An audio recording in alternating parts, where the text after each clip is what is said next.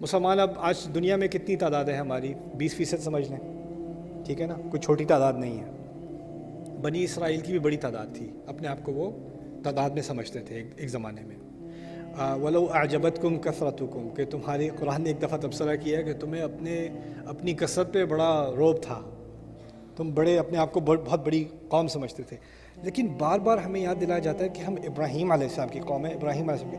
اگر آپ ابراہیم علیہ السلام کی زندگی کو پڑھیں تو آپ کے سامنے ایک بات آئے گی کہ وہ کبھی بڑی تعداد میں نہیں تھے، ان کے فالوورز بھی کبھی تعداد میں، اصل میں اکثریت انہوں نے اپنی زندگی اکیلے گزاری ہے، اکیلے، اور ان کے ارد گرد زیادہ تر اندھیرا ہوتا ہے، وہ اکیلے ہوتے ہیں۔ آپ کو آج مسلمان ہونے کے ناطے، کوئی مسلمان ہے سری لنکا میں، کوئی مسلمان ہے انڈیا میں، کوئی مسلمان ہے پاکستان میں، کوئی مسلمان ہے دبئی میں، کوئی مسلمان ہے سعودیہ، کہیں بھی ہے، حقیقت پتہ ہے کیا ہوتی ہے؟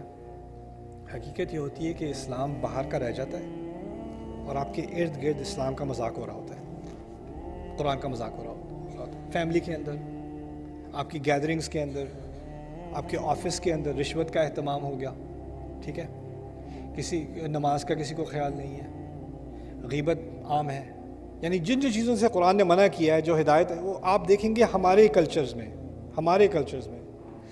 دین سکھا رہا ہے کہ تمام برابر ہیں، تمام انسان برابر ہیں، ہم ایک ہی صف میں نماز اسی لیے پڑھتے ہیں۔ لیکن جس کلاس سوسائٹی کا ہمیں احساس ہے نا، آپ کسی ریسٹورینٹ میں جا کے بیٹھو گے، کسی اور کلاس سے، کوئی ٹرک ڈرائیور کلاس سے کوئی آ کے اس ریسٹورینٹ میں بیٹھ گیا، یہ کیسے لوگ آ گئے یہاں پہ، سارا مزہ خراب کر دیا۔ یہ امریکہ میں نہیں ہوتا، لاہور میں ہوتا ہے کہ نہیں؟ ہمارے ہاں جو برتری کا احساس ہے، نسل کی بنیاد پر، زبان کی بنیاد پر، رنگت کی بنیاد پر، جن چیزوں کو اسلام نے آ کے برباد کیا، اس کو ہم نے بڑی اچھی طرح ریسٹور کیا ہے مسلمانوں نے۔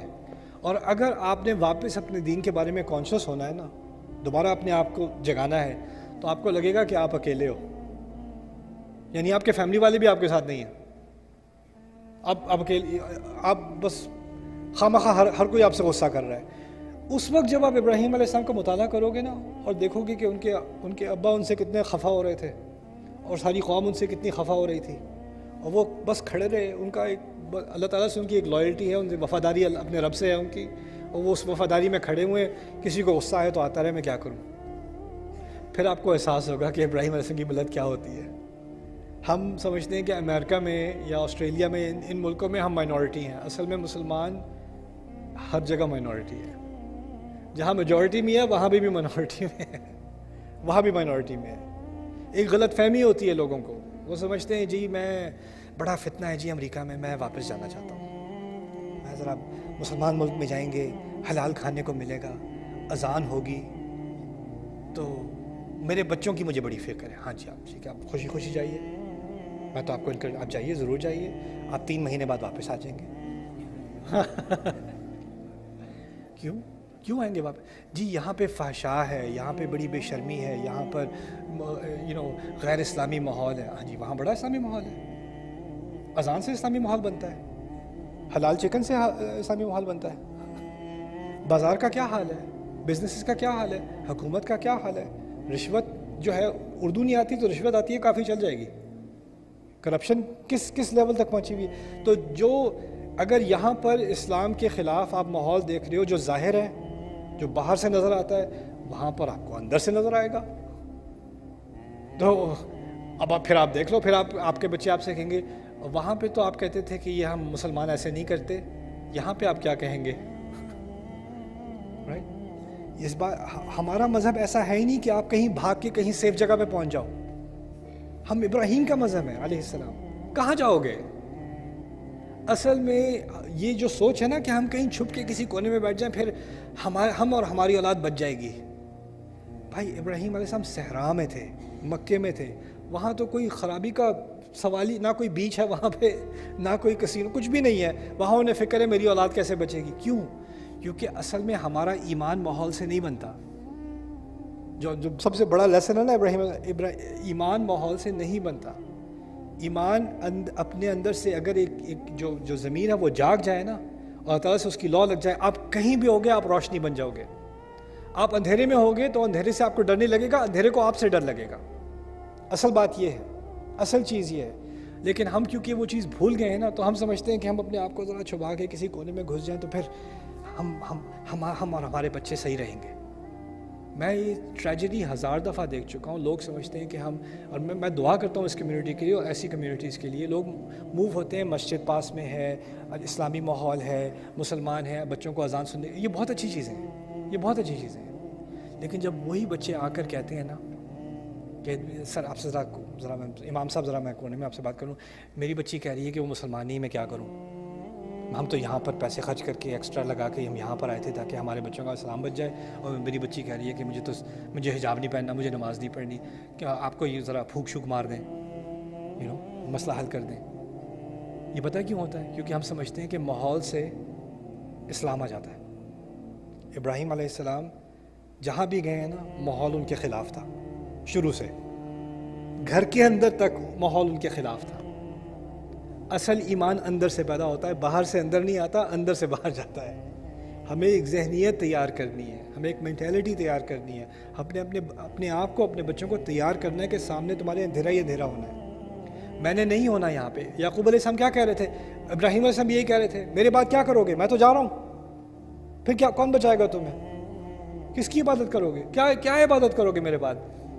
کہنے کا مقصد کیا ہے؟ میرے بعد تمہارے سامنے اتنی شیطانیت آئے گی، اتنے موقع آئیں گے غلط راستے پہ جانے کی، اس وقت تو تمہیں اپنی چوائس کرنی ہوگی نا، تمہیں تو اپنا فیصلہ کرنا ہوگا۔ آپ کے جن کے بچے ہیں کالج جانے والے ہیں، آپ کو بیٹھ کے بات کرنی ہے، دیکھو کالج میں نا تمہیں بہت موقع ملیں گے بہت غلط کام کرنے کے، اور تم اپنے فون پہ ساری چیزیں چھپا سکتے ہو، ہمیں پتہ بھی نہیں چلے گا، سب کچھ کر سکتے ہو، کچھ بھی نہیں پتہ چلے گا، بلکہ تم ابھی بھی کر سکتے ہو، ہمیں نہیں پتہ چلے گا۔ تم اپنی ایپس چھپا سکتے ہو، تم اپنے ای میل، نیا آلٹرنیٹیو ای میل بنا سکتے ہو، سب کچھ کر سکتے ہو، تم کچھ مشکل نہیں ہے۔ لیکن اصل میں ہم جو ہے نا، یہ جو باہر کی ایکسپیکٹیشن ہے نا، بچے نے حفظ کر لیا ہے، بچے نماز پڑھنے آتا ہے، بچے نے تھوڑی داڑھی رکھ لی ہے، اس کا مطلب بچہ بچ گیا نہیں، یہ باہر کا ہے، یہ سب باہر کی چیزیں ہیں۔ اندر کی چیز ہے انسان کی سوچ، اس کو بدلنا ہے، اس کو ابراہیمی بنانا ہے۔ ملت ابیکم ابراہیم بل ملت ابراہیم حنیفہ۔ ابراہیم علیہ کی سوچ کیا تھی؟ یہ نوجوانی کے دنوں میں ان کی سوچ کیسی تھی؟ اس سوچ کو کیسے ایمفسائز کیا جائے، کیسے اپنی اولاد میں ڈالا جائے؟ جب تک آپ اس کے بارے میں بات نہیں کرو گے، سوچو گے نہیں، کیوں پوچھ رہے ہیں وہ ایسے مشکل سوال؟ کہاں ہے میرا رب؟ یہ رب ہے کیا؟ یہ رب ہے کیا؟ اس کی عبادت کروں، اس کی عبادت کروں؟ مشکل سوال پوچھ رہے ہیں نا، مشکل سوالوں کے جواب ڈھونڈ رہے ہیں۔ یہی چیز ہمیں اپنے بچوں کے اندر لانی ہے، ورنہ ہم یہ چیز سروائیو ہو ہی نہیں سکتی، ورنہ ہم بنی اسرائیل بن جائیں گے۔ بنی اسرائیل کیا ہیں؟ باہر سے مسلمان لگتے تھے، اندر سے کھوکھلے ہو چکے تھے، وہی چیز بن جائے گی۔